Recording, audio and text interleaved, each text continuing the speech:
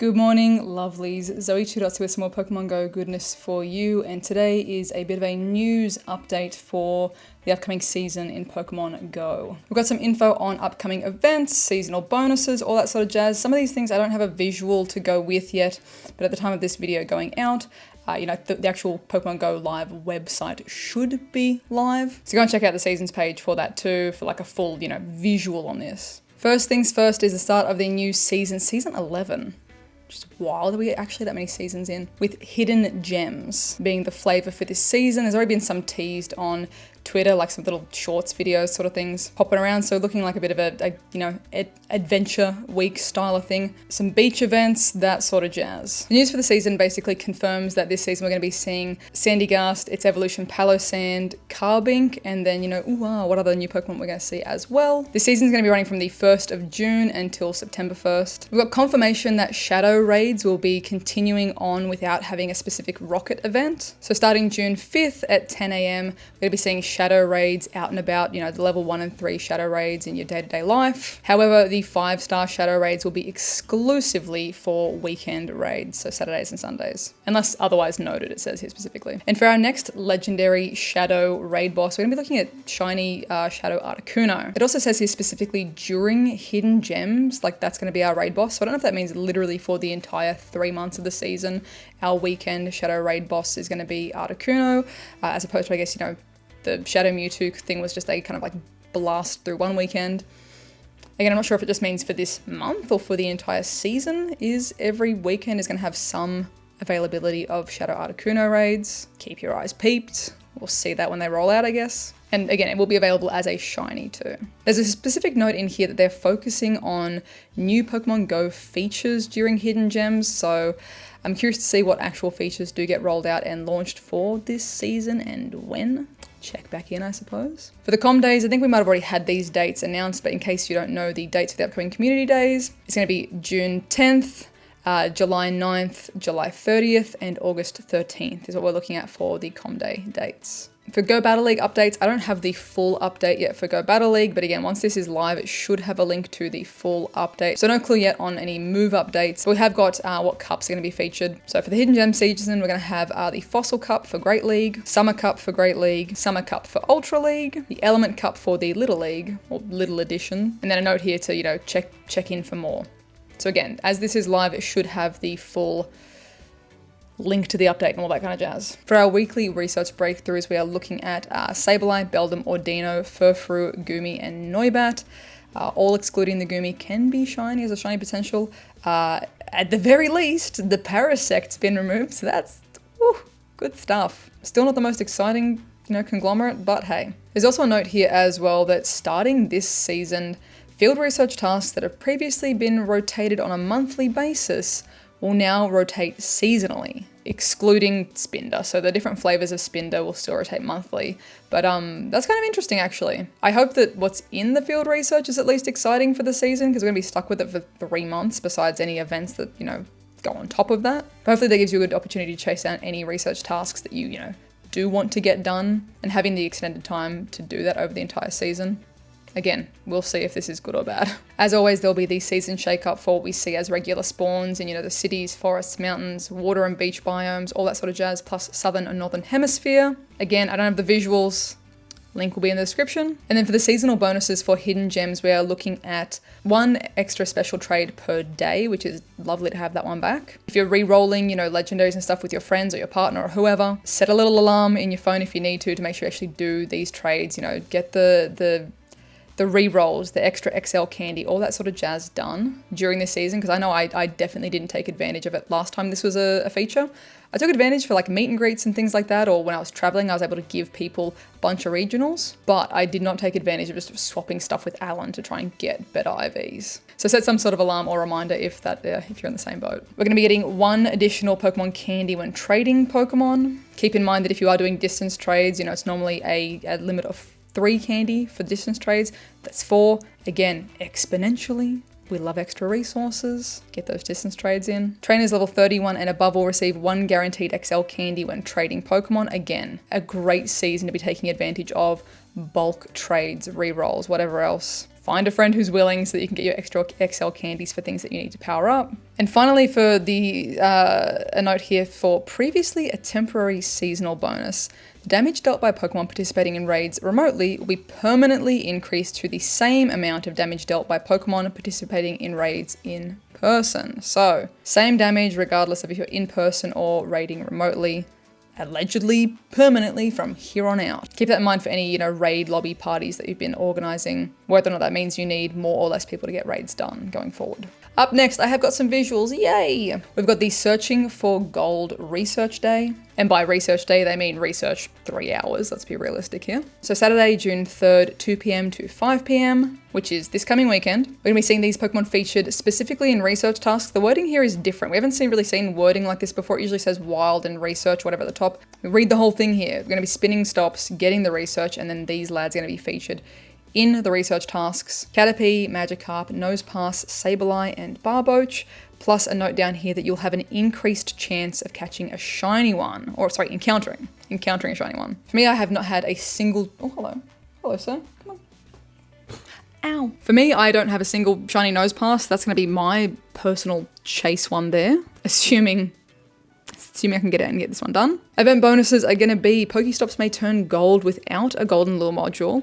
However, roaming form Gimmighoul will not appear at golden Pokestops unless a golden lure module has been used. So keep that in mind. You can still at least get the coins from spinning the golden stops that just sporadically appear. But if you want to be seeing those roaming Gimmighoul, you will need to be using an actual, golden lure module. For wild encounters, we're going to be having Weedle, Bellsprout, Poochyena, Buizel, Timpole, Shelmet, Stuffle, and some trainers might even encounter Lickitung and Azumarill. All of these ones, excluding the Azumarill, as shiny potential in the wild. Additionally, we have got $1 research here. So some timed research. Please be very, very cautious. Timed research does disappear. So if you do not get this research done, William, would you like to purr into the microphone for everyone?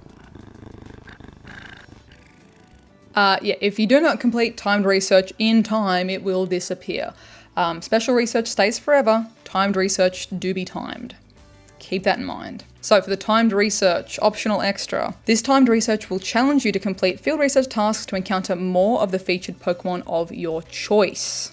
I'm assuming a choice of one of these 5. Pokemon that appear during this timed research will have the same chance of appearing as a shiny Pokemon as those that can be encountered through field research during the event. So again, this is an optional extra for you to be doing more research on top of your research. The shiny rate will be the same whether or not you choose to do this timed research, so don't feel peer pressured to have to do it. Save your coins, save your money. I got a little disclaimer down here as well that, reminder, timed research does expire. I think it's not actually more than a little bit stupid. It is very stupid that the timed research expires at the 5 p.m. on the Saturday.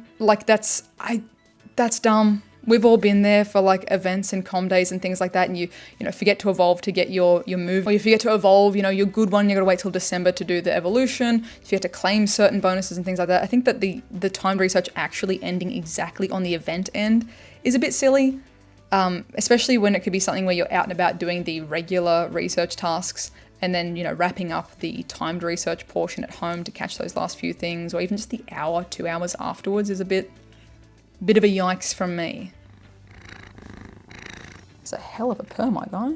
So just keep that in mind. That's the deets for this event. Again, this Saturday, the 3rd. I'll do my best to get that video up for you guys ASAP, just so that you have got time to watch it and decide if it's something that you want to do for yourself or skip entirely, or whatever you desire, whatever you want to do.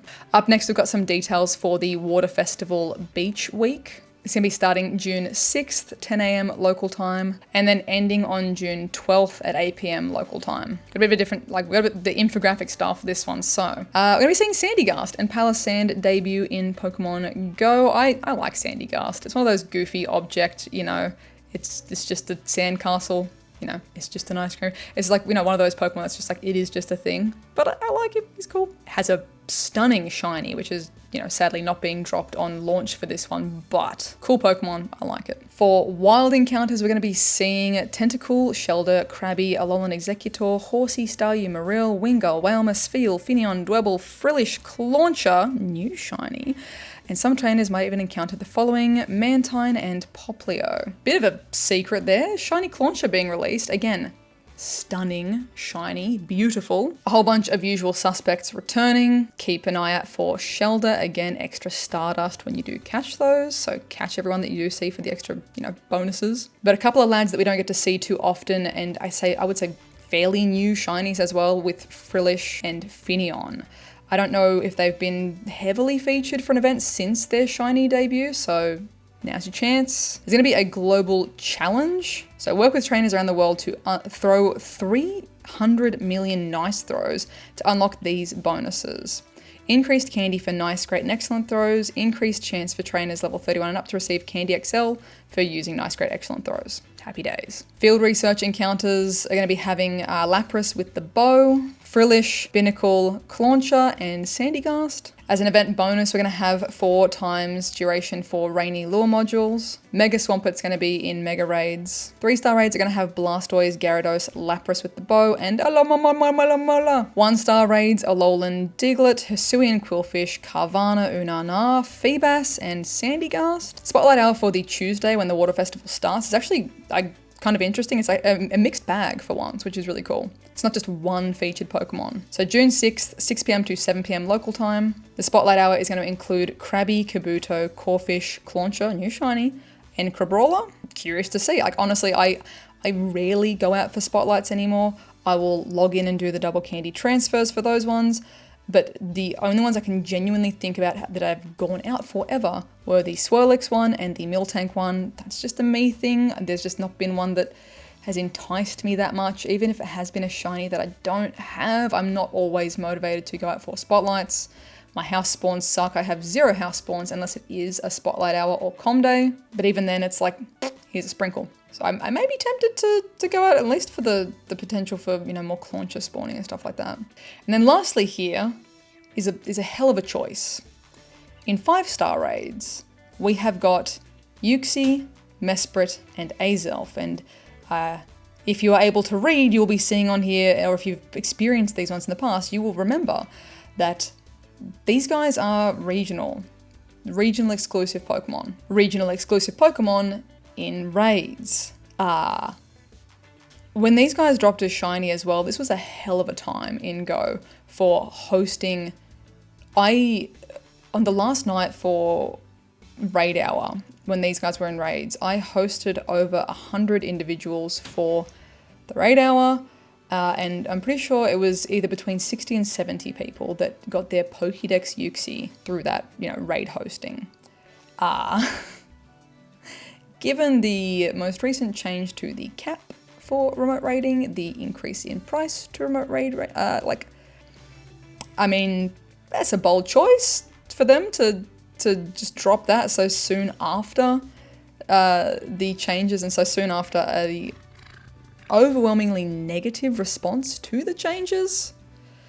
So do with that what you will. For me, the shiny that I'm missing is Uxie. It is my regional. I feel very fortunate for that if I do want to chase it, I am able to do local raids. I've been carrying around a whole bag full of these lads for, trades in case people never got them in the past, but no one's ever really asked to trade them. Let me know your thoughts in the comments down below. Again, maybe if you're someone who's lucky enough to get one of the remote raid passes for free through the weekly breakthrough, if it's something that you're still putting your gym coins towards and you need these for the Pokédex, it might be worth it to do one remote raid to get it in the Pokédex if you need to. Again, please don't feel like you have to do this sort of stuff. And if you think this is just the worst choice in the world, vote with your wallet.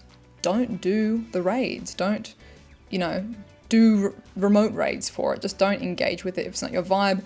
But if you and your locals want to get out there, get a bunch of these ones done, save them for, future potential trade things and things like that, you have got the option. Just keep in mind it's going to be very different to how it's been in the past in terms of just being able to bulk raid these regionals in Go. So yeah, again, hell of a choice. I'm sure this is something that's been locked, honestly, it's probably something that's been locked in their event plans for months at this point, but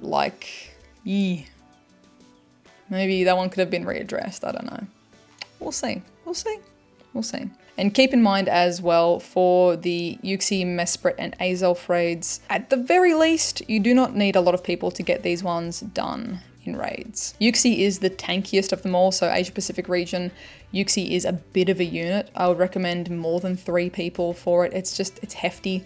When I was hosting the Yuxi raids, especially for the remote stuff, it was comfortable with 5. 5 trainers, good counters, you got plenty of buffer room there. You didn't have to be, you know, maxed out level 50, anything like that, but more than 3, I would say, is where you want to be for that. Mesprit's in the middle for defensiveness. Azelf is an absolute glass cannon. You can duo this thing, so at the very least, if you're struggling to, you know, get a lobby together and get the raids, or if you're, you know, if you're someone who just, you're like, I want to do it, I can't find a raid to join, I can't find a lobby, you're only going to need a small number of people. Get someone to invite you to a city raid, invite a couple of city friends to your rural raid, whatever it might be. If you're stuck, ask for help. I'm sure there are people who, you know, still want to be doing these raids and will be able to help you, even if the majority don't feel like engaging with it. So don't be afraid to just ask as well. Again, thoughts and feelings in the comments down below. Are you looking forward to any of these events, seasonal bonuses? Yeah, nah. Let me know. As always, lovelies, thank you so much for watching. If you are new, please be sure to subscribe. Thank you to everyone who did leave a like as well. And if you'd like additional ways to support the channel, links for Patreon and the merch are in the description down below. I hope you're having a wonderful, wonderful morning, noon, night, whatever time it is for you, and I'll catch you guys in the next one. Bye.